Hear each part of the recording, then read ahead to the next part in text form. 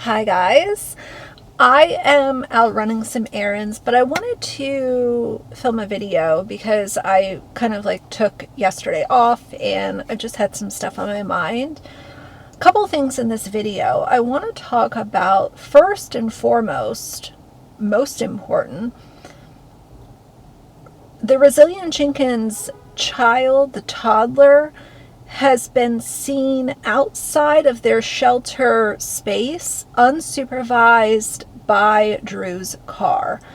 No Steph, no Drew. The child was out there. You can clearly see that there was no adult with that child. Now, I know what Steph's going to do. She's going to come back and say that she was standing in the door frame and the photo doesn't show her standing in the door frame. She's going to have something like that lined up.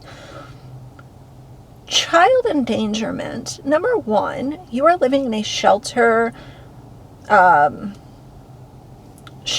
former motel situation where, how do I say this? How do I say this without sounding like an asshole? I'm going to say that there are people also living in this area where they are doing adult activities. And to have your child out there with nobody around, not only are you putting the child at risk for getting hurt, falling, something like that, but you're also putting them at risk of seeing something that they shouldn't be seeing, or somebody literally snatching up your child. You could see that literally someone could have been standing around that little corner. They could have seen that child and snatched that kid up so fast. Steph would have had no clue that the child was taken and abducted. I don't understand why child safety is such an issue for a parent to understand. You don't leave your kid roaming around outside at a shelter. You just don't do that. She has also made a video talking about how people have been speculating about this toddler having autism. And initially, of course, this is what she always does. She always says, well, you don't know what conversations Drew and I are having off camera. We don't have to share everything with the internet, which I get that part of it, but it seems like you react to things once you're called out on them. And that's been a pattern. People called you out for your kids wearing the same clothes for over a week. Then they're all of a sudden in a different outfit. We know what the gig is, and the gig is up. And that's why people are not going to stop talking about you, because you have had so many different opportunities to not fix things once they're called out. You have had opportunities to fix it before TikTok or YouTube calls you out on it. Now, she does claim that they're going to start sharing more because, in my opinion, I think that what she's going to do is she's going to try to grift her way into the autism parent space on social media. She's going to use that as, number one, a way to get content, and number two, as a way for people to stroke her ego. It's all self-serving. It's not ever anything but that with Steph. So I wanted to take a minute and address some of the accusations that I've seen numerous times. Just claiming that we're neglecting to take the time to get our son evaluated for autism.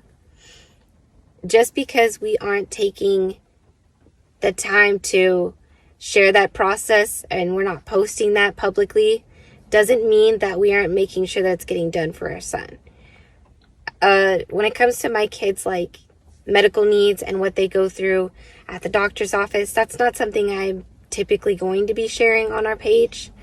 So, like I said, just because we aren't sharing that we're getting our son evaluated and whatever steps we're taking to get him the support he needs doesn't mean that we are neglecting to get our son the support he needs and deserves for his spectrum-related conditions. With that being said, I will start sharing a little bit more, just because I know there's a huge online community that has a lot more experience with this than both Drew and I. This is new to both of us, and there's a great deal of support and information that people can offer to us that I feel could be a lot of help. For instance, my son, we could really use to kick the pacifier habit for him, and I'm not necessarily sure where to go about that. Like, it's definitely a lot more of a meltdown than I dealt with my other toddlers, and I think that has to do more with the spectrum. I don't know. So like I'm saying, there's lots of things that have come up that I feel would be kind of a relief to just kind of start talking about, and maybe get a little more understanding of why my posting is inconsistent at times. And sometimes I can't even post at all, or I can't get to lives, because there's just times Bubba needs a lot more help and he needs a little more support from me. So yeah, it isn't something that anybody figured out for us. We've been knowing this about Bubba for a long time. We're his parents. We've known a lot about him from a very, very young age. So yeah, that's what I'm going to say on the matter for right now. And I appreciate you guys watching. I hope everybody's having a good night. Yeah, God bless. Steph's mom has also shared some old photos of Steph and her children. I'll share the photos. I'll, blur the kids' faces. But you can clearly see that in just a few years, Steph went from looking like one person to looking like a completely different person. And I don't think that that comes with just day-to-day living.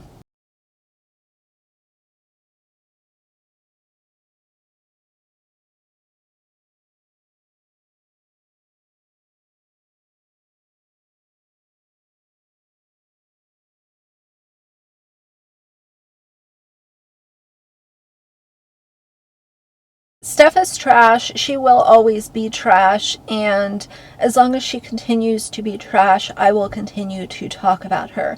She did get real pissed off with Morgan. Morgan is a TikToker that covers the Brazilian Jenkins frequently, and the argument that Steph always tries to come with is like, oh, you can't make your own content, so you have to use me. People are only interested in the Jenkins because they are so awful. Nobody followed Steph because she's doing amazing parenting and somebody to consume content from. People are only interested in you because you're a trash bag. So I don't really think that calling out another TikToker is going to do a whole lot for you. But either way, I'll include that as well. Okay, a lot of times I don't watch the stitches, I don't watch the videos, but this one popped up, whew, and it caught me off guard. I could not say something, because what, explain this one to me, girl. You are the queen of this, and then you want to call someone out when they do it? The hell? Let me sit back and I want you to try something original. I want you to try to make your own content. I want to see if you could stand on your own two legs instead of using everybody else's content and bashing them. I don't think you have the social media, girl. I'm even trying to be rude here. I'm just trying to say, I've seen occasionally your stuff pops up on my page, and I see you do try to do day in a life, this and that. It doesn't get the same views that you get for all the hating that you do. Girl, that's low of you to just pick that route anyways. Continue trying. If you want to be seen for authenticity, continue trying. But bashing everybody else just so you can get yours, karma will come back around. One thing to not like me, but it is another thing to sit up on TikTok and make false statements about my children and saying very concerning and weird things.